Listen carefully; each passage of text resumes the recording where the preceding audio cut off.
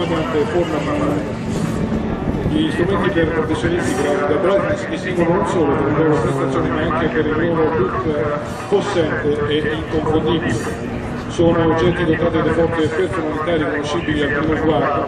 Ad esempio il nuovo cronografo per piloti Chronospace, indossato da Francesco Fornabaio, identifica come nessun altro la forma con la funzione. Francesco Fornabaio è stato scelto anche dalla Corvus Aircraft, l'azienda produttrice dell'ultraleggero Phantom, con la quale sta sviluppando il Corvus Racer CA41, un superaereo acrobatico capace di grandi evoluzioni. Francesco ed il suo aereo formano una simbiosi perfetta, appaiono come una coppia complementare l'uno dell'altro. Le esibizioni di Fornabaio si possono definire come un valore aggiunto in ogni airshow, sia in Italia che all'estero. Originale ed emozionante, il suo volo è un vero regalo per tutti i nostri spettatori. Sta volando con un velivolo naturalmente in progettazione tedesca, progettato dall'ingegnere Walter Extra, pilota acrobatico egli stesso, che era realizzato per contrastare la concorrenza russa che stava entrando nel mercato internazionale per velivoli di altissime prestazioni. L'ala di questo velivolo è un pezzo unico che fornisce alla macchina una resistenza strutturale di più o meno 26 G. Carrello è fisso, il velivolo pesa a vuoto 650 kg che possono diventare anche 870 al decollo in configurazione acrobatica.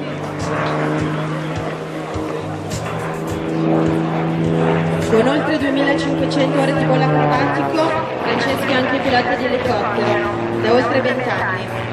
Ha volato con il suo Extra 300 in solitario da Milano Airlines negli Emirati Arabi sia in andata che in ritorno. Una rotta di oltre 14.000 km, di cui 4.000 nel deserto e 4.000 nel mare. È un record mondiale per questo tipo di aereo. La sua performance è molto apprezzata nelle competizioni di freestyle ed è tra i primi al mondo della categoria. Una delle manovre più complesse sul piano tecnico, nonché spettacolare interpretata da Francesco, è la capriola. È l'unico pilota al mondo in grado di realizzare questo stile di acrobazia. Abbiamo un velivolo che opera al campo di velocità che va dai 100 km/h per lo stallo ai 292 km/h per una manovra fino a 407 km/h come velocità massima da non superare sarà 275 km/h e può raggiungere la ragguardevole quota di 4.600 metri.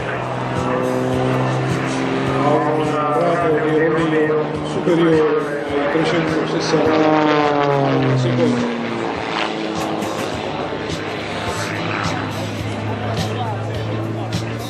Questo velivolo viene utilizzato anche dai Jordanian Titans, dai Royal Group Aerobati, dai Fargold Aerobatic Team, entrambi inglesi, e degli Alcones, la battaglia acrobatica nazionale cilena.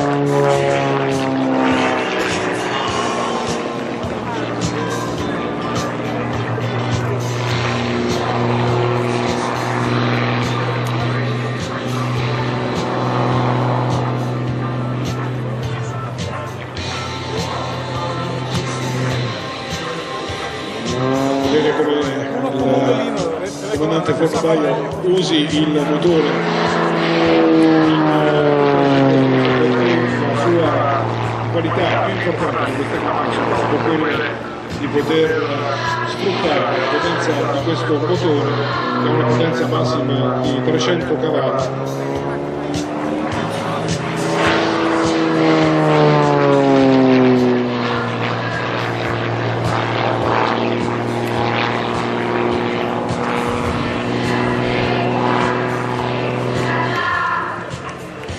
La coda di questa velivolo è realizzata in fibra di vetro, lo scheletro in acciaio della fusoliera e le ali, come ho detto, sono costruite in fibre di carbonio.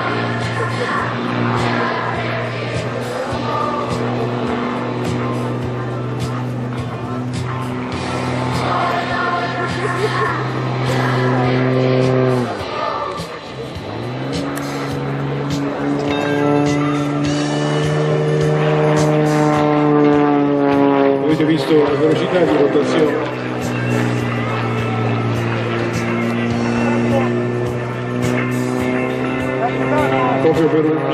notizia storica, l'ingegnere Walter Extra aveva ripreso il progetto di un eccellente ala media, si chiamava lo Stephen Macro, e il primo velivolo di questa serie riprogettato dall'ingegner Walter Extra viene chiamato lo Stephen Aero Laser EA230 e ha volato per la prima volta nel 1983.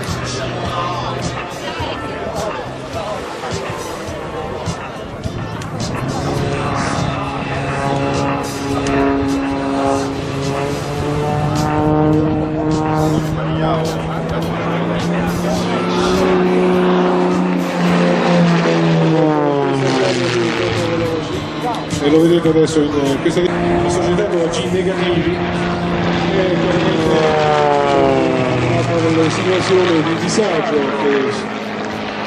cui è sottoposto il pilota.